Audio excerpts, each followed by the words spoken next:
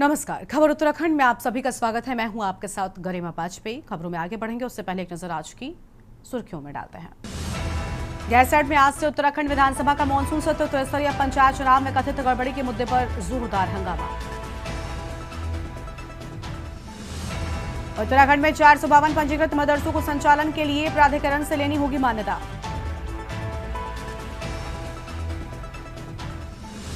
High court में जिला पंचायत बवाल मामले में जीएमएसएसपी से मांगा शपथ पत्र। आज होगी सुनवाई। स्टेट हाईवे के अस्तित्व पर मंडराए संकट। कनवाड़ी की पहाड़ी दरकने से बिगड़ने लगे हालात। उधम सिंह नगर के स्मार्ट मीटर लगाने के 3 महीने बाद भी नहीं मिला बिल। गुस्साए लोगों ने किया वरिष्ठ लिपिक का घेराव। उत्तराखंड के चमोली, देहरादून सहित कई जिलों में बाढ़ के खतरे का पूर्वानुमान जारी। 24 घंटे के लिए अलर्ट। आप देख रहे हैं के न्यूज, खबरों का सारथी। उत्तराखंड की खबरों में आगे बढ़ेंगे उससे पहले दिल्ली से बड़ी जानकारी सामने आ रही। पहले उसका रुख कर लेते हैं। कांग्रेस अध्यक्ष मल्लिकार्जुन खड़गे का बड़ा ऐलान। दिल्ली से बड़ी जानकारी आपको हम बता दें। उपराष्ट्रपति पद के लिए उम्मीदवार का ऐलान किया गया। अहम जानकारी आपको हम बता रहे हैं। दिल्ली से बड़ी खबर। विपक्ष के उपराष्ट्रपति पद के उम्मीदवार होंगे रेड्डी। अहम जानकारी आपको हम बता रहे हैं। बी सुदर्शन रेड्डी होंगे उम्मीदवार। यह अहम जानकारी आपको हम बता दें। कांग्रेस की ओर से बड़ा ऐलान। कांग्रेस अध्यक्ष मल्लिकार्जुन खड़गे की ओर से यह बड़ा ऐलान किया गया है। बी सुदर्शन रेड्डी का नाम सामने आया है। अहम जानकारी आपको हम बता रहे हैं। बी सुदर्शन रेड्डी होंगे विपक्ष के उपराष्ट्रपति पद के उम्मीदवार। अहम जानकारी आपको बता दें। खड़गे को बड़ी जिम्मेदारी सौंपी गई थी और अब आखिरकार वो नाम सामने आ चुका है। विपक्ष के उपराष्ट्रपति पद के उम्मीदवार बी सुदर्शन रेड्डी होंगे। ये अहम जानकारी आपको हम बता रहे हैं। उपराष्ट्रपति पद के प्रत्याशी घोषित कर दिए गए हैं और सबकी सहमति से उनके इस नाम पर मोहर लगी है। अहम जानकारी आपको हम बता रहे हैं। उपराष्ट्रपति पद के उम्मीदवार का नाम सामने आ चुका है विपक्ष की ओर से। अहम जानकारी आपको हम बता रहे हैं।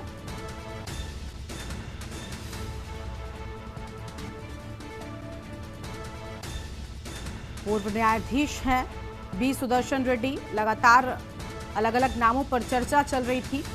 उपराष्ट्रपति पद के उम्मीदवार का ऐलान विपक्ष की ओर से कर दिया गया है। ये बड़ी जानकारी आपको हम बता रहे हैं। मल्लिकार्जुन खड़गे की ओर से बड़ी घोषणा की गई। इंडिया गठबंधन ने उपराष्ट्रपति चुनाव के लिए अपने उम्मीदवार की घोषणा कर दी है। सुप्रीम कोर्ट के पूर्व जज बी सुदर्शन रेड्डी का नाम सामने आया है।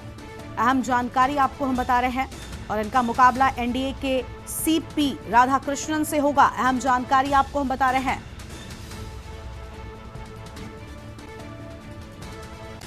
कांग्रेस अध्यक्ष मल्लिकार्जुन खड़गे को यह बड़ी जिम्मेदारी सौंपी गई है। और इसी खबर पर बातचीत के लिए हमारे साथ में दिल्ली से विशेष संवाददाता अखिलेश सिंह जी जुड़ चुके हैं। अखिलेश जी, मल्लिकार्जुन खड़गे को बड़ी जिम्मेदारी दी गई थी कांग्रेस पार्टी की ओर से, या कह लें कि विपक्ष की ओर से नाम सामने आ चुका है। बी सुदर्शन रेड्डी जो कि सुप्रीम कोर्ट के पूर्व न्यायाधीश रहे हैं, उनके नाम पर अंतिम मोहर लगी है। मुकाबला सीपी राधाकृष्णन से। पूरी जानकारी क्या है आपके पास में?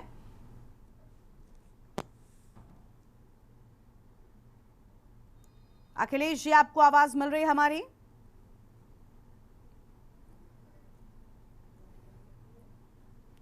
अखिलेश जी, क्या आप तक आवाज पहुंच पा रही है?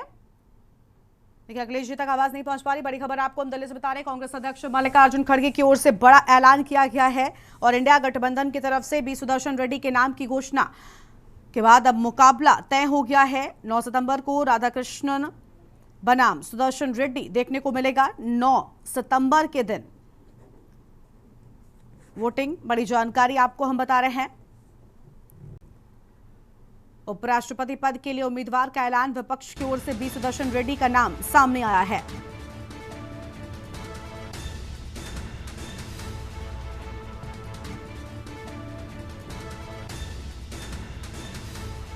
विपक्ष के उपराष्ट्रपति पद के लिए उम्मीदवार घोषित किए गए B Sudarshan Reddy. Supreme court के पूर्व न्यायाधीश बी सुदर्शन रेड्डी का मुकाबला अब सीपी राधाकृष्णन एनडीए के उम्मीदवार के साथ में 9 सितंबर को देखने को मिलेगा। बड़ी जानकारी आपको हम बता रहे हैं। दिल्ली से यह बड़ी जानकारी आपको हम बता दें। उपराष्ट्रपति पद के उम्मीदवार का ऐलान कर दिया गया है।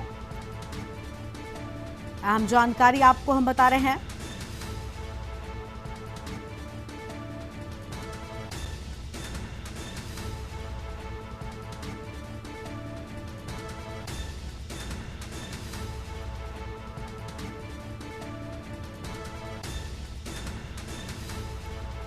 और इसी खबर पर एक बार फिर से बातचीत के लिए हमारे साथ विशेष संवाददाता अखिलेश जी जुड़ चुके हैं। अखिलेश जी, बी सुदर्शन रेड्डी के नाम का ऐलान विपक्ष की ओर से किया गया, जिम्मेदारी मल्लिकार्जुन खड़गे के पास में थी और एक बड़ा संदेश देने का प्रयास इस नाम के साथ में मल्लिकार्जुन खड़गे की ओर से दिया गया, क्योंकि ममता बनर्जी ने साफ तौर पर कहा था कि किसी गैर राजनीतिक चेहरे को लेकर आए। शायद यही वजह है कि विपक्ष में एकता दिखाने का एक बड़ा प्रयास किया गया। पूरी जानकारी क्या है आपके पास में? इंडिया गठबंधन की जब आज बैठक होनी थी, उस बैठक से पहले ही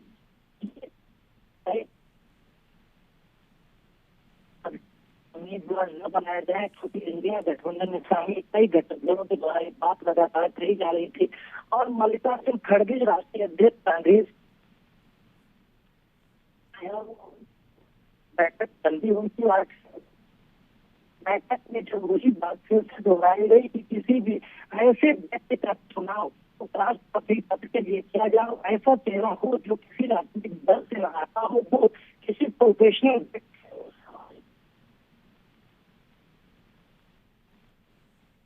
अखिलेश जी, आपकी आवाज ठीक तरीके से नहीं मिल रही है।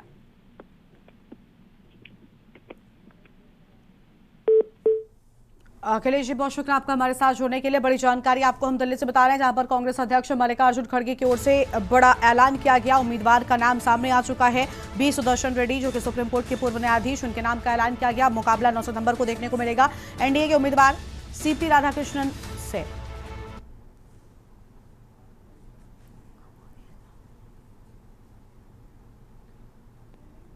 आगे बढ़ते हैं खबरों की ओर। उत्तराखंड मानसून सत्र का आगाज, कार्यवाही शुरू होते ही कांग्रेस का जोरदार हंगामा देखने को मिला है। बड़ी जानकारी आपको बता रहे हैं, सदन की वेल पर जाकर कांग्रेस ने हंगामा किया। उत्तराखंड मानसून सत्र का आगाज हो चुका है, यह अहम जानकारी आपको हम बता रहे थे। और अब आगे बढ़ेंगे खबरों की ओर। उत्तराखंड में आज से विधानसभा का मानसून सत्र शुरू हो गया, लेकिन सदन की कार्यवाही शुरू होने से पहले ही विधानसभा में वोट चोर गद्दी छोड़ का शोर भी गूंजा है। विपक्ष के विधायकों ने सदन की कार्यवाही से पहले विधानसभा के गेट पर जोरदार प्रदर्शन करते हुए धार्मिक सरकार पर गंभीर सवाल उठाए हैं। विपक्ष के विधायकों ने कानून व्यवस्था पर सवाल उठाते हुए कहा कि देश में इलेक्शन कमीशन जिस तरह अपनी तानाशाही दिखा रहा है, वैसे ही उत्तराखंड में भी पंचायत चुनाव में वोट चोरी हुई है, जिसमें पुलिस ने गुंडा बनाकर अपनी भूमिका निभाई है। और पंचायत चुनाव में ये पहली बार देखने को मिला कि उत्तराखंड में हाईकोर्ट से कुछ किलोमीटर पहले ही गोलियां चली हों और जिला पंचायत सदस्यों का अपहरण किया गया हो। नेता प्रतिपक्ष यशपाल आर्या देवी ने कहा कि कांग्रेस कानून व्यवस्था के मुद्दों पर सड़कों के साथ साथ सदन में भी इस मुद्दे को जरूर उठाएगी।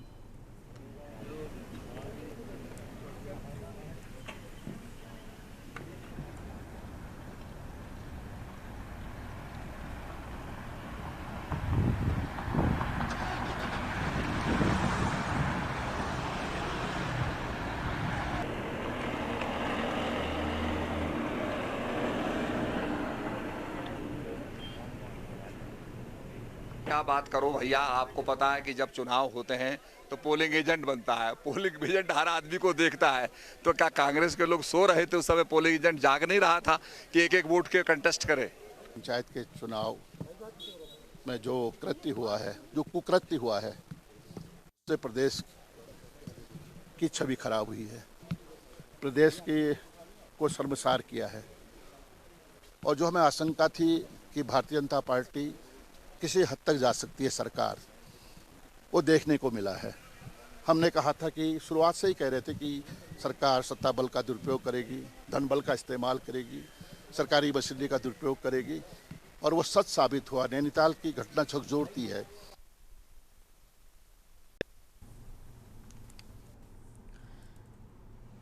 और आज से सत्र की शुरुआत हो चुकी है। इसी को लेकर हमारे संवाददाता शिवनारायण ने बीजेपी विधायक प्रदीप बत्रा से खास बातचीत की है। क्या कुछ कहा, आइए वो भी आपको सुनाते हैं। विधानसभा बराड़ी सहन में, जहां पर हमारे साथ हैं बीजेपी विधायक प्रदीप बत्रा जी, और उनसे जानेंगे कि आज जो सत्र शुरू होने वाला है किस तरह तैयारी को लेकर के आए हैं। जिस तरीके से विपक्ष का हंगामा देखने को मिल रहा है, सर किस तरह की तैयारी करके आप आए?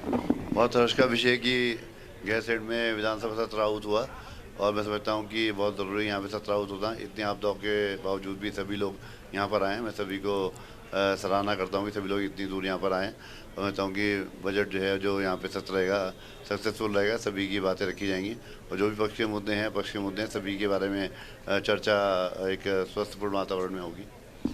सत्ता पक्ष कहता है कि काम हुआ है, लेकिन विपक्ष कहता है कि धरातल पर कुछ दिखाई नहीं देता, खाली जो सत्ता पक्ष हवाई जो राज्य सरकार है हवाई बातें करता है। देखिए विपक्ष के पास कोई मुद्दा नहीं है बोलने के लिए, तो नारगल की बातें करते हैं। विकास तो महसूस करने की जरूरत है, विकास तो दिखाई दे रहा है और उसको बखान करने की जरूरत नहीं।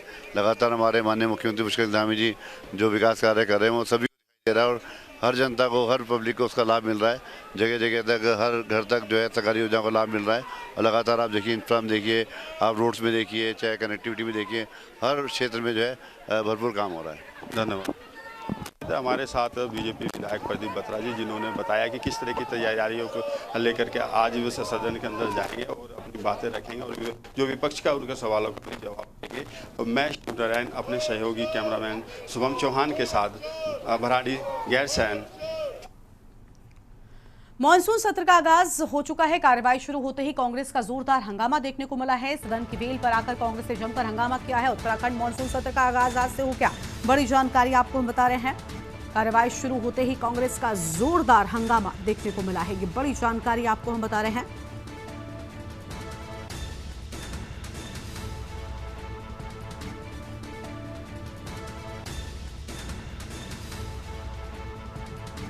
और इसी खबर पर बातचीत के लिए हमारे साथ शिवनारायण हमारे संवाददाता जुड़ चुके हैं। शिवनारायण, मॉनसून सत्र का आगाज हो चुका है लेकिन कांग्रेस का जोरदार हंगामा, वोट चोर गद्दी छोड़ के नारे भी लगाए गए, पूरी जानकारी क्या है आपके पास में? क्या हंगामे की भेंट चढ़ता हुआ सत्र नजर आ रहा है आपको?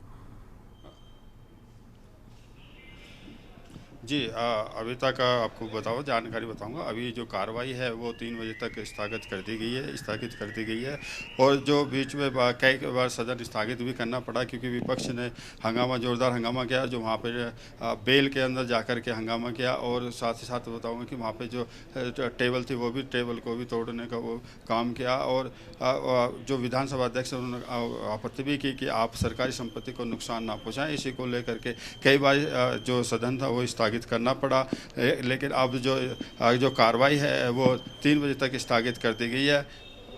जी बिल्कुल, कार्रवाई को फिलहाल के लिए स्थगित कर दिया गया। शिवनारायण, गैरसैंण में सत्र कराने को लेकर पहले ही जोरदार चर्चा हो रही थी, कई लोगों ने सवाल भी उठाए थे, हरक सिंह रावत की ओर से बड़ा बयान सामने आया था। क्या आज ऐसी कोई स्थितियां देखने को मिली? क्या विधायक पहुंचे थे बड़ी संख्या में?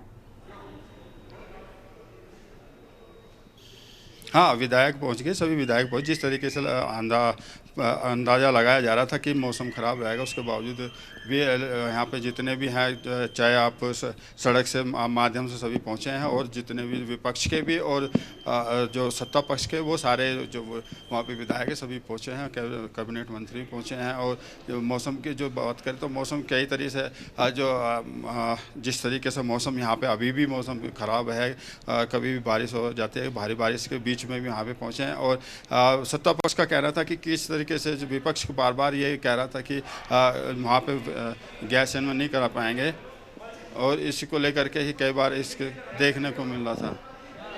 तो मैं बात करना चाहूँगा कि किस तरीके से ये देखने को मिला। जी ठीक है, बहुत शुक्रिया शिवनारायण आपका हमारे साथ जुड़ने के लिए और अहम जानकारी के लिए। तो कार्रवाई शुरू होते ही कांग्रेस का जोरदार हंगामा आज देखने को मिला है, बड़ी जानकारी आपको हम बता रहे हैं।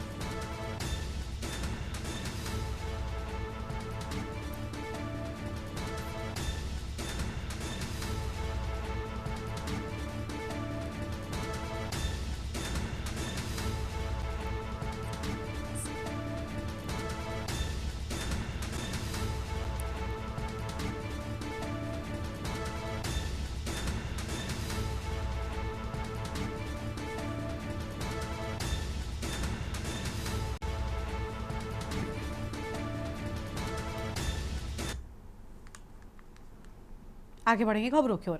उत्तराखंड हाईकोर्ट ने पारंपरिक वन ग्रामों और खत्तों में रह रहे आदिवासी समुदाय के लोगों को बिजली, पानी, शिक्षा और स्वास्थ्य जैसी मूलभूत सुविधाएं नहीं मिलने के मामले में सुनवाई की है। कोर्ट की खंडपीठ ने राज्य के प्रमुख वन संरक्षक को 1 सप्ताह के भीतर इस संबंध में एक्शन प्लान प्रस्तुत करने का निर्देश दिया है। राज्य विधिक सेवा प्राधिकरण द्वारा दायर जनहित याचिका में कहा गया कि वन अधिनियम 2006 के बावजूद सरकारें इन समुदायों को उनके अधिकारों से वंचित कर रखी हैं।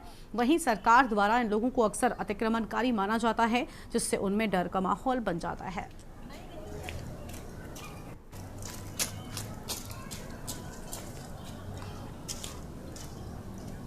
अधिकरण ने याचिका दायर की थी कि जो उत्तराखंड में जितने भी पारंपरिक वन ग्रामों के निवासी हैं, फॉरेस्ट ड्वेलर्स हैं, वन गुजर हैं और उसके अलावा पर्वतीय क्षेत्रों में खत्तों में रहने वाले लोग हैं, तो उन लोगों के जो राइट्स हैं 2006 के फॉरेस्ट ड्वेलर्स को जो राइट दिए गए वन अधिकार अधिनियम में, उनके बारे में राज्य में बड़ी उदासीन स्थिति है। उन लोगों को न तो पट्टे दिए जा रहे हैं, न उस बारे में कोई प्रक्रिया चलाई जा रही है और कई बार वन विभाग द्वारा उनको अतिक्रमणकारी बताकर उनके आवासों को तोड़ा भी जा रहा है। तो इस विषय पर याचिका दायर हुई थी कि इस एक्ट का प्रॉपर इम्प्लीमेंटेशन स्टेट में नहीं हो रहा है और उसके न होने से पारंपरिक वन क्षेत्रों के जो निवासी हैं, राज्य भर के वन ग्रामों में रहने वाले लोग हैं, उनके अधिकारों का उल्लंघन हो रहा है। साथ ही उनको जो बेसिक फैसिलिटीज़ एक्ट कहता है, एजुकेशन की, हेल्थ की, वाटर और ये सब, इलेक्ट्रिसिटी, वो प्रोवाइड नहीं हो पा रही है। उन सब में वो लोग अभी भी पुराने युग में रह रहे हैं। तो कोर्ट ने इस सब को कंसिडर करने के बाद जो प्रिंसिपल कंजर्वेटर ऑफ फॉरेस्ट हैं उनको कॉल अपॉन किया है और ये कहा है कि वो एक एक्शन प्लान प्रिपेयर करें और कोर्ट में पुटअप करें और यहाँ पर रुकते हैं एक छोटे से ब्रेक के लिए। आप देख रहे हैं के न्यूज़, खबरों का। ब्रेक के बाद आप सभी का स्वागत है। दिल्ली में अक्षरधाम से शुरू होने वाले दिल्ली देहरादून एक्सप्रेस वे के करीब 32 किलोमीटर पर वाहनों का संचालन जल्द शुरू हो सकता है। इससे दिल्ली वालों को जाम से राहत। दिल्ली देहरादून एक्सप्रेस वे के 2 चरणों का काम पूरा हो चुका है। अक्षरधाम से शुरू होने वाला ये एक्सप्रेस वे बागपत के खेकड़ा तक बन चुका है। दिल्ली में ये एलिवेटेड है और इसके बाद जमीन पर बना हुआ है। करीब 32 किलोमीटर लंबे एक्सप्रेस वे पर काम पूरा हो चुका है और इसे अगस्त में खोला जा सकता है। वहीं इस विषय पर बात करते हुए भारतीय राष्ट्रीय राजमार्ग प्राधिकरण के परियोजना निदेशक पंकज कुमार मौर्य ने कहा कि दिल्ली देहरादून एक्सप्रेसवे बनकर तैयार हो चुका है और इसकी लंबाई 210 किलोमीटर है। उन्होंने कहा कि देश में पहली बार इतना लंबा कॉरिडोर वन्य जीव के लिए बनकर तैयार किया गया है। जो दिल्ली देहरादून एक्सप्रेसवे है, इसकी कुल लंबाई लगभग 210 किलोमीटर है। ये दिल्ली में अक्षरधाम से प्रारंभ होगी और देहरादून में आसारोड़ी पे आके ख़त्म होगी। और इसके बनने के बाद जो आज के समय में लगभग 6 घंटे लगते हैं, लोग आराम से 2.5 से 3 घंटे में इसको सफ़र को पूरा कर सकेंगे। उसके बाद ये दिल्ली देहरादून एक्सप्रेसवे में जो अंतिम हिस्सा है लगभग 20 किलोमीटर का, जो कि गणेशपुर से देहरादून तक आता है, उसमें बहुत सारे वन की भलाई के लिए फ्रेंडली मेजर्स को इनकॉर्पोरेट किया गया है। जैसे कि पहली बार 12 किलोमीटर एलिवेटेड कॉरिडोर बनाया जा रहा है। देश में अभी पहली बार इतना लंबा कॉरिडोर बना है। उत्तराखंड के गैरसैंण में आज से पहली बार पेपरलेस सत्र की शुरुआत हो रही है, जिसकी सभी तैयारियां पूरी कर ली गई हैं। उत्तराखंड की ग्रीष्मकालीन राजधानी गैरसैंण के भराड़ीसैंण विधानसभा में पहली बार पेपरलेस सत्र होगा। राष्ट्रीय ई विधानसभा एप्लीकेशन ई नेवा के तहत किए गए डिजिटलाइजेशन कार्य से इस बार सभा मंडप में काफी व्यवस्थाओं में बदलाव नजर आ रहा है। मानसून सत्र के लिए पक्ष व विपक्ष के विधायकों से 550 से अधिक प्रश्न मिले हैं। इसमें आपदा के साथ विकासात्मक कार्यों से जुड़े सवाल हैं। सरकार सदन में इन प्रश्नों का जवाब देगी। इसके पहले कार्य मंत्रणा में कार्य सूची पर चर्चा हुई। शेष दिवस के लिए 20 तारीख शाम को कार्य मंत्रणा फिर से होगी। राष्ट्रीय विधानसभा एप्लीकेशन के माध्यम से विधानसभाओं को डिजिटलाइजेशन किया गया है। प्रदेश में इसकी शुरुआत देहरादून स्थित विधानसभा में फरवरी 2025 में हुए बजट सत्र से पेपरलेस सत्र की गई है।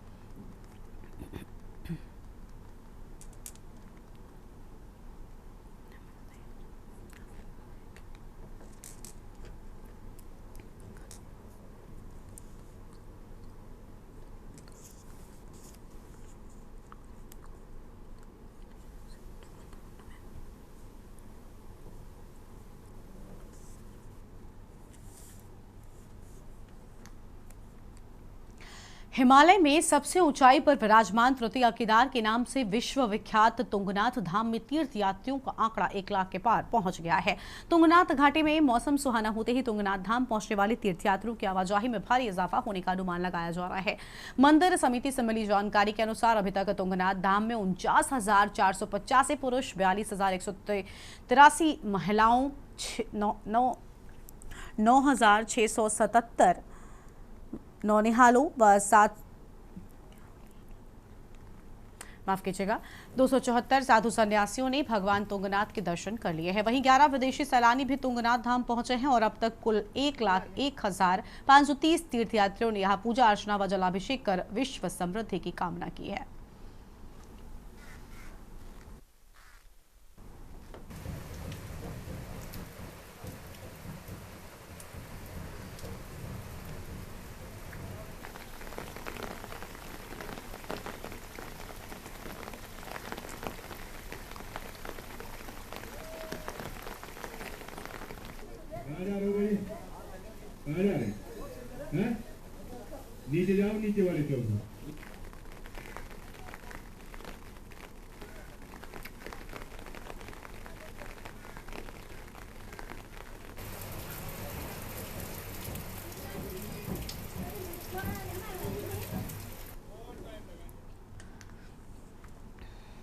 उत्तरकाशी जनपद के धोंतरी कोट से एक दिल दहला देने वाली खबर सामने आई है। वीडियो में साफ दिखाई दे रहा है कि गांव में देव डोली फुलार महोत्सव के लिए पधारी हुई थी। पूरा गांव एकत्रित था। ढोल नगाड़ों की गूंज के बीच देवताओं की डोली नृत्य कर रही थी। इस दौरान कुछ ग्रामीण और मासूम बच्चे छत पर चढ़े हुए थे। छत की रेलिंग पर ज्यादा भार होने से कमजोर रेलिंग अचानक भरभरा कर गिर पड़ी, जिससे सभी बच्चे नीचे गिर गए। साथ में 6 से 7 बच्चे घायल हो गए।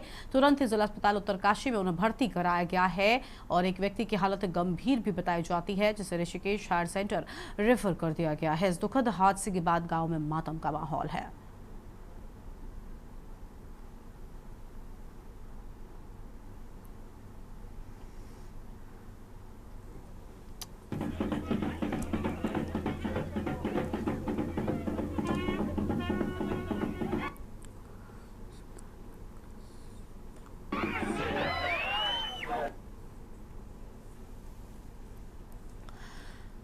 उत्तर प्रदेश के मेरठ से नैनीताल पहुंचे तलवार दंपति के सदस्यों के द्वारा नैनीताल के विभिन्न पर्यटक स्थलों में जनसंख्या जागरूकता अभियान चलाया गया। जनसंख्या नियंत्रण को लेकर जागरूकता अभियान में जुटे तलवार दंपति ने कहा कि वो उल्टे चलकर जनता को सीधा संदेश देना चाहते हैं। अगर इसी तरह से जनसंख्या बढ़ती रही तो एक दिन सभी को मूलभूत सुविधाओं से महरूम होना पड़ेगा। उन्होंने कहा कि तलवार दंपति पिछले 32 वर्षों से प्रधानमंत्री से मिलने का समय मांग रहे हैं। उन्हें उम्मीद है प्रधानमंत्री मोदी उनके आग्रह को स्वीकार कर उन्हें मिलने का समय जरूर देंगे।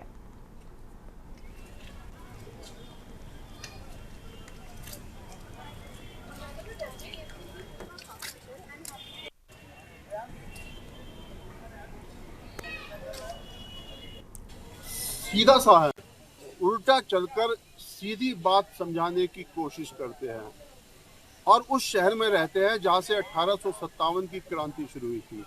आज़ादी के वक्त हम 33 करोड़ थे और आज 150 करोड़ हो गए हैं। किसी भी राजनीतिक दल ने जनसंख्या को समस्या माना ही नहीं। हमेशा इस समस्या को जब भी देखा गया धर्म के चश्मे से देखा गया। हम पति पत्नी पूरे देश में घूम घूम कर लोगों से ये अपील कर रहे हैं कि वो देश के राजा से अब ये मांग करें कि 2 बच्चों का कानून बनना चाहिए। इस बुलेटिन में इतना ही। तमाम बड़ी खबरों के लिए आप देखते रहिए के न्यूज़ इंडिया। नमस्कार। आप देख रहे हैं के न्यूज़, खबरों का